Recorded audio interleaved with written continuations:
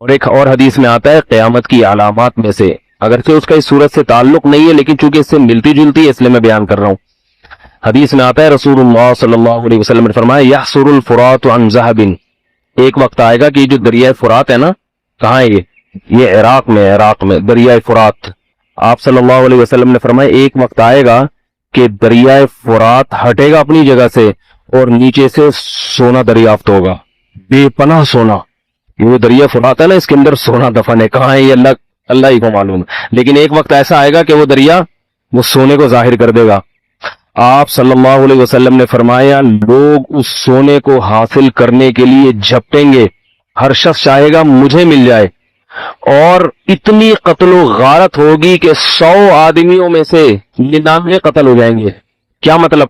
1,00,000 افراد ہوں گے تو 99,999 قتل، یعنی جتنے لوگ اس پہ لڑیں گے نا، ہر شخص دوسرے کو مارے گا، اور کامیاب کون ہوگا؟ 100 میں 1، یہ ریشو ہوگا۔ تو آپ صلی اللہ علیہ وسلم نے فرمایا کہ تم میں سے کوئی اس وقت موجود ہو، یعنی جو بھی امتی اس وقت موجود ہوگا، تو وہ اس سونے کو حاصل کرنے کی کوشش نہ کرے، یہ فتنہ ہوگا، اللہ کی طرف سے عذاب ہوگا۔ تو جو ہے نا جتنا وہ اس طرح سے ظاہر ہوگا، تو آپ صلی اللہ علیہ وسلم نے امت کو حکم کیا دیا ہے کہ اس وقت صبر کرے۔ یہ معجزہ اور یہ نشانی ابھی ظاہر نہیں ہوئی ہے، نبی صلی اللہ علیہ وسلم نے بعض نشانی ایسی بتائی ہیں جو پوری ہو چکی ہیں۔ حدیث میں آتا ہے کہ ایک ایسی آگ ظاہر ہوگی کہ اس سے اہل حجاز کے جو اونٹ ہیں نا ان کی گردنیں روشن ہو جائیں گی۔ تو یہ 7ویں صدی ہجری میں یہ آگ لگ چکی ہے، عراق میں یا کوفہ میں کہیں لگ چکی ہے، جس سے اتنی بڑی آگ تھی وہ کہ سعودی عرب کے جو اونٹ ہے نا وہ رات کے وقت وہ اندھیرے میں روشن ہو گئے تھے، اتنی دور تک اس کی روشنی پھیلی تھی۔ تو جمہور محدثین کا اس پر اتفاق ہے کہ یہ 7ویں صدی ہجری میں یہ نشانی پوری ہو چکی ہے۔ تو بعض نشانیاں جو نبی صلی اللہ علیہ وسلم نے بتائی ہیں وہ پوری ہو چکی ہیں، اور بعض نشانی ایسی ہیں جو پوری ہوں گی۔ ان میں سے ایک نشانی یہ بھی ہے کہ دریائے فرات اپنی جگہ سے ہٹے گا اور وہاں سے سونا ظاہر ہوگا۔ تو آپ میں سے کوئی اگر زندہ ہوا تو وہاں جانے کی کوشش نہ کرے، بولے بھائی جس کا ہے لے لو، ہم یہیں آرام سے اپنے ملک میں لوڈ شیڈنگ میں، غربت میں، مہنگائی میں خوش ہیں۔ ہمارے نبی نے ہمیں منع کر دیا ہے۔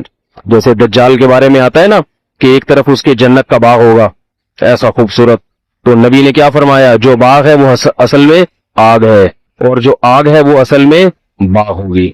تو جو ظاہر پرست ہوں گے وہ تو باغ میں جائیں گے، جو حقیقت میں آگ میں چلے جائیں گے، اور جو نیک لوگ ہوں گے وہ نبی کی اس پیش گوئی پہ یقین کر کے آگ میں چھلاگ لگا دیں گے، اگرچہ نظر کیا آئے گا یہ جل رہا ہے مگر حقیقت میں وہ جنت کا باغ ہوگا۔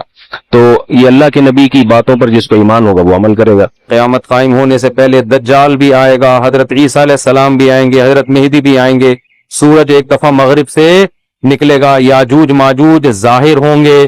کچھ قیامت کی علامتیں تو ظاہر ہو چکی ہیں، حدیث میں آتا ہے عرض حجاز سے ایک آگ نکلے گی جو اونٹوں کی گردنوں کو روشن کر دے گی۔ یہ 7ویں صدی ہجری میں یہ آگ نکل چکی ہے، تقریباً محدثین کا اتفاق ہے 700 سال پہلے 7ویں صدی ہجری میں آگ نکلی تھی بہت بڑے پیمانے پر عرض حجاز میں، تو وہ تو ایک نشانی ہو چکی ہے۔ تو کچھ نشانیاں ہو چکی ہیں، زیادہ تر نشانیاں کیا ہیں باقی؟ ایک نشانی یہ تھی، حدیث میں آتا ہے کہ یہ جو عرب لوگ ہیں نا، جو اونٹوں کے چرواہے، بکریاں چرانے والے غریب غربا، یتقاولون فی البنیان، ایک دوسرے سے بڑھ چڑھ کے بلڈنگیں بنائیں گے۔ تو عرب میں جو اونٹ چرانے والے، جو ان میں جو کرپٹ لوگ ہوتے تھے وہ تو حاجیوں کو لوٹ کے گزارا کرتے تھے، پاؤں میں چپل نہیں ہوتی تھی، خفاتن عوراتن عالتن، حدیث میں آتے ہیں ننگے پاؤں ننگے سر لوگ، ننگے بدن لوگ، ایسا نوٹ چھاپیں گے، ایسا پیسہ آئے گا کہ بلڈنگوں پر بلڈنگیں۔ تو یہ تو دبئی میں، آپ شارجہ میں دیکھ لو، سعودی عرب بھی بنا رہا ہے، ایک بڑا شہر آباد کر رہا ہے، اور برج خلیفہ اتنی بڑی بلڈنگ بنا دی کہ اس کو آدمی دیکھتا ہے تو ٹوپی سر سے گر جاتی ہے اس کی۔ تو یہ بھی قیامت کی علامت تھی جو پوری ہو چکی ہے۔ تو کچھ علامتیں تو پوری ہو چکی ہیں، لیکن بڑی بڑی بہت ساری علامتیں باقی ہیں، تو جن میں ایک بڑی علامت ہے، سب سے بڑی علامت دجال کا ظہور ہے، حضرت عیسیٰ کا آنا ہے، امام مہدی کا آنا ہے، یاجوج ماجوج کا نکلنا ہے، سورج کا مغرب سے نکلنا ہے۔ بات آ گئی ہے تو ایک دلچسپ بات کیا ہے، آپ نے قیامت کی پہلی علامت بتائی کہ باندی اپنے آقا کو جنے گی، یعنی لونڈی اور غلام سے جو بچہ پیدا ہوگا وہ ماں کا بیٹا کم اور ماں کا باپ بولو زیادہ، ماں کا مولا اور ماں کا آقا زیادہ ہوگا۔ غلام کی مثال نہیں دی، کیونکہ غلام مرد ہوتا ہے نا, اس پہ تصرف تھوڑا سا پھر بھی کم ہوتا ہے, یعنی وہ آپ کی ملکیت میں ہوتا ہے لیکن اس پہ کنٹرول کم ہوتا ہے کیونکہ آدمی ہے. جب عورت آپ کی ملکیت میں ہوتی ہے, لونڈی اس پہ, وہ تو کمزور ہے نا, اس پہ کیا ہوتا ہے آپ کا تصرف زیادہ. تو جو مکمل غلام اور باندی تھی وہ جب جنے گی جس نسل کو, تو ہونا تو یہ چاہیے تھا کہ جس نے جنا ہے اس کا مقام اونچا, لیکن جس کو جنے گی نا وہی اس پہ کیا کرے گا. یعنی ماں کا تو ایسا حق ہے نا, ماں کو تو ساری دنیا جانتی ہے نا کہ ماں نے کیسے گود میں پالا, کیسے جنا, اور لوگ ماں کے تانے دیتے ہیں نا. حضرت موسیٰ علیہ الصلوۃ والسلام نے جب حضرت ہارون کی داڑھی پکڑ کے کھینچی ہے نا, جب حضرت موسیٰ علیہ السلام کوہ طور پہ گئے تورات لینے, پیچھے بنی اسرائیل نے بچڑے کی عبادت شروع کر دی. ہارون علیہ السلام کو نگران بنا کے گئے تھے کہ ذرا ان کی حفاظت کرنا, بڑے نالائق لوگ ہیں, دائیں بائیں نہ ہو جائے. تو جب واپس آئے تو دیکھا کہ وہ کیا کر رہے ہیں, بچڑے کی عبادت. تو حضرت موسیٰ کو سب سے پہلے غصہ کس پر آیا؟ حضرت ہارون پر. اپنے بھائی کی داڑھی پکڑ کے کھینچی کہ ما منعک اذ رأیتہم یضلون, یہ گمراہ ہو رہے تھے, آپ نے روکا کیوں نہیں؟ تو حضرت ہارون نے کیا کہا, باپ کا واسطہ نہیں دیا بلکہ ماں کا. لا یبن اماں, اے میری اماں کے بیٹے, اے میری ماں کے بیٹے, کیونکہ یہ رشتہ فوراً سمجھ میں آتا ہے. ماں کا واسطہ کیونکہ محبت کی علامت ہے نا. ابا جو ہے نا وہ تربیت کے لیے اللہ نے بنائے, وہ محبت واپس زیادہ ابا سے امیدیں نہیں لگایا کریں. ابا کی ایک الگ ویلیو ہے, محبت بہت زیادہ کرتے ہیں ابا, لیکن وہ جتلاتے نہیں ہیں. وہ کہتے ہیں تمیز سے زیادہ لاڈ پیار دکھاؤ گے نا ابا, یہ ہو گیا تمیز سے بیٹھ وہاں جا کے آرام سے, ٹھیک ہے نا. جو بات ہے ادب تمیز, ماؤں کو زیادہ ادب تمیز نہیں, ماؤں کو لاڈ چاہیے ہوتے ہیں. تو اس لیے ابا محبت تو بہت کرتے ہیں لیکن وہ آسانی سے سمجھ میں نہیں آتی کیونکہ تعظیم اس پہ غالب ہوتی ہے. اماں کی محبت 2 منٹ میں سمجھ میں آ جاتی ہے. تو جب بھی واسطہ دیا جاتا ہے کس کا, اماں کا, تو حضرت ہارون بھی واسطہ کس کا دے رہے ہیں کہ بھائی ایک ہی ماں کے ہم دونوں اولاد ہیں, آپ اتنی سختی تو نہ کریں نا, ماں کا واسطہ دے رہا ہوں آپ کو, یبن اماں, اے میری اماں کے بیٹے. تو ماں جو اتنا قریبی رشتہ ہے, جس کی محبت سب کو سمجھ میں آتی ہے, اس کو غلام بنا لینا تو یہ کھوپڑی میں آنے والی بات نہیں ہے. لیکن حدیث میں کیا آتا ہے, قرب قیامت میں بیٹا کیا ہوگا, ماں پہ حکومت کرے گا, بیٹا ماں پہ حکومت کرے گا. تو ہونا تو یہ چاہیے تھا کہ جو جنے, وہ جس کو آپ جن رہے ہیں وہ کوئی ایک قسم کی لونڈی غلام ہو, ماتحت ہو, لیکن الٹا حساب ہو رہا ہوگا. تو یہ بھی پتا چل رہا ہے کہ ادب مارکیٹ سے کیا ہونا شروع ہو جائے گا, شارٹ. مطلب حدیث کا یہی ہے کہ چھوٹے جو ہے نا وہ بڑوں کی جگہ ہو جائیں گے, اور بڑے, اور یہ خدا کی قسم آج اپنی آنکھوں سے میں دیکھ رہا ہوں, زیادہ تر لبرل لوگوں کے گھروں میں دیکھ رہا ہوں, دیندار گھروں میں کم. باپ اور ماں اپنے بچوں کو اسکولوں میں 15-20 ہزار روپے فیسیں دے کر بدتمیز بنا رہے ہیں باقاعدہ پیسوں کے ذریعے.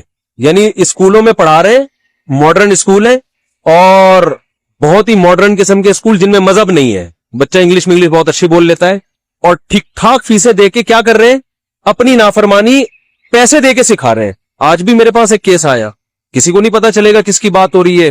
ایک صاحب نے کہا میں نے اپنی بچی کو ایڈمیشن کروایا, میں 20 ہزار روپے فیسیں دے رہا ہوں, اور وہ چرس پی رہی ہے, وہ پتہ نہیں کتنے لڑکوں سے دوستیاں لگا رہی ہے. تعلیم کو فوکس کرنے کے چکر میں تہذیب کا بیڑا غرق کر, یعنی گویا کہ پیسے دے کے باقاعدہ کیا کیا جا رہا ہے, اپنے بچوں کو خراب کیا جا رہا ہے. تو جنا بھی خود, احسان بھی خود کیا, اور نکلا کیا رزلٹ, وہی آپ پہ کیا کر رہا ہے حکومت, وہ آپ کی ایک بات ماننے کے لیے تیار نہیں ہے. تو یہ وہ دور ہے جس سے ہم گزر رہے ہیں. تو اس میں بھی ادب کی تلقین کی گئی ہے. جب کچھ اس طرح کے لوگ آتے ہیں نا میرے پاس, کہ باپ بیٹا بیٹھا ہوا ہوتا ہے اور باپ اپنے بیٹے کی شکایتیں کر رہا ہوتا ہے بڑے دھیمے لہجے میں کہ بچے کو غصہ نہ آ جائے, اور بیٹا جواب دے رہا ہوتا ہے بڑی اونچی آواز میں. یہ میں نے بہت دیکھ لیا اپنی زندگی میں. اس سے مجھے فوراً وہ حدیث یاد آتی ہے کہ اس کو باپ ہونا چاہیے, اور اس کو بیٹا. باپ کو یہ ڈر لگتا ہے کہ یار اب میری اولاد ہے, یار میں کوئی اونچی آواز سے ایک دم میٹر نہ گھوم جائے. دیکھو یہ اولاد کے نالائق ہونے کی علامت ہے کہ آپ نے اپنے باپ کو یہ اتھارٹی نہیں دی ہے کہ وہ آپ کو ڈانٹ سکے. اگر آپ کا باپ آپ کو ڈانٹتے ہوئے گھبراتا ہے نا, خدا کی قسم یہ باپ کے خراب ہونے کی دلیل نہیں ہے, یہ اولاد کے خراب ہونے کی دلیل ہے.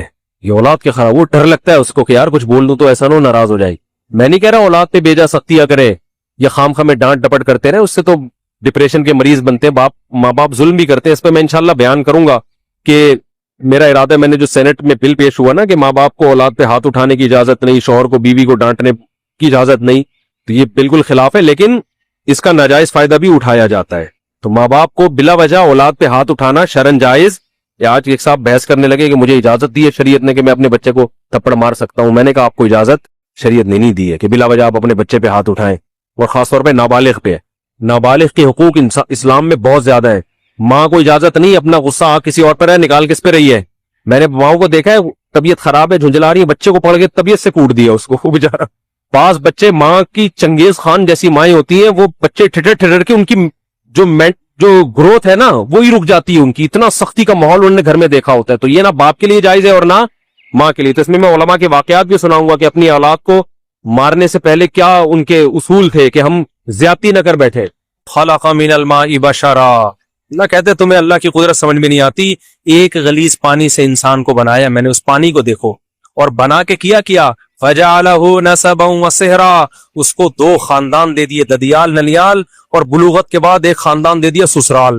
اتنی بڑی عزت دے دی اس کو، خاندانوں میں پیدا کیا. اس کی خوشی پہ ددیال ننیال بھی خوش ہوتا ہے، سسرال بھی خوش ہوتا ہے. اس کے رونے پہ ددیال ننیال بھی روتا ہے اور سسرال بھی روتا ہے.